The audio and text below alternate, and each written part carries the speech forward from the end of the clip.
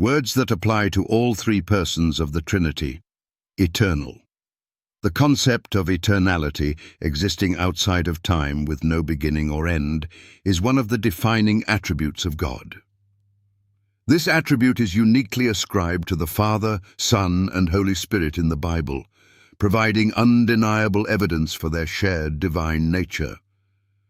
The term eternal reveals the timeless existence of the triune God and presents a profound challenge to skeptics and non-believers who deny the Trinity. The Father as eternal. In Psalm 92, we see the eternality of the Father proclaimed, "Before the mountains were brought forth, or ever thou hadst formed the earth and the world, even from everlasting to everlasting, thou art God." This verse speaks to God's existence before the creation of the universe. The phrase, "from everlasting to everlasting," emphasizes that God has no beginning or end. He exists outside the confines of time, sustaining all creation while remaining unchanged by it. This eternal nature is central to the identity of God the Father, the Son as eternal. In Revelation 1:8, Jesus declares, "I am Alpha and Omega, the beginning and the ending, saith the Lord, which is, and which was, and which is to come, the Almighty."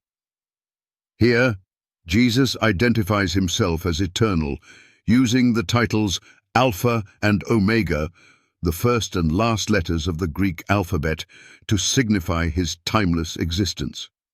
He further emphasizes his eternality by stating that he is the one which is, and which was, and which is to come. This declaration is an unmistakable claim to divinity.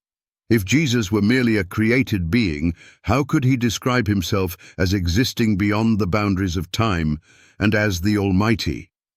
This aligns with John 1:1-3, which states that Jesus was present in the beginning and was the agent through whom all things were created. The Holy Spirit as eternal. In Hebrews 9:14, the writer refers to the Holy Spirit as eternal.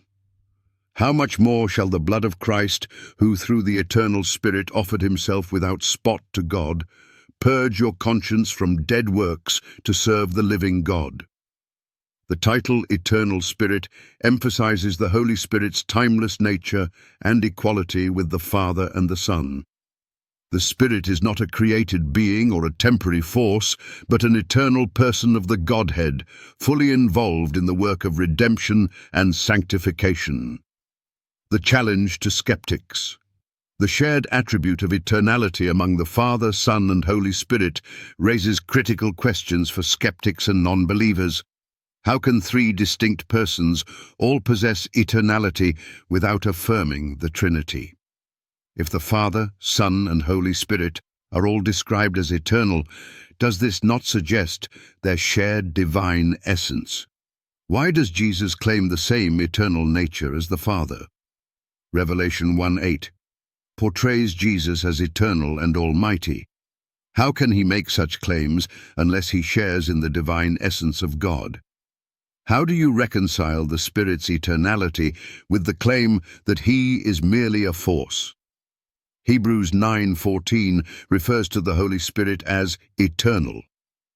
If the Spirit were not God, how could he exist eternally and perform divine acts such as sanctification and participation in the redemptive work of Christ? What does the phrase, "from everlasting to everlasting," mean if it applies only to the Father? Psalm 92 describes the Father's eternal nature. Yet the same attribute is applied to the Son, Revelation 1:8, and the Spirit, Hebrews 9:14. If they are not one God, how can all three persons possess this unique attribute? Unity in eternity. The doctrine of the Trinity offers the only coherent explanation for the shared eternality of the Father, Son, and Holy Spirit. Each person of the Trinity exists eternally, yet they are distinct in their roles. Father, the source and initiator of all things existing before creation. Son, the eternal Word who became flesh to accomplish redemption.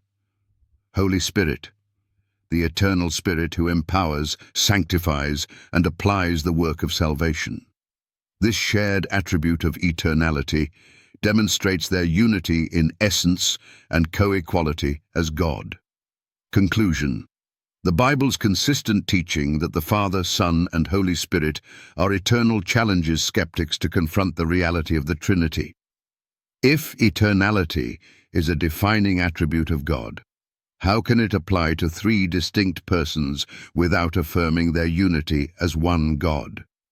We challenge you to disprove this truth. How can Jesus declare himself Alpha and Omega if he is not eternal and divine?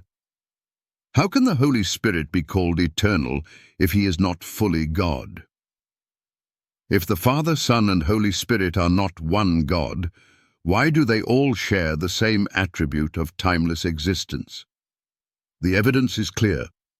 The Father, Son, and Holy Spirit are not three separate gods, but one eternal God in three persons.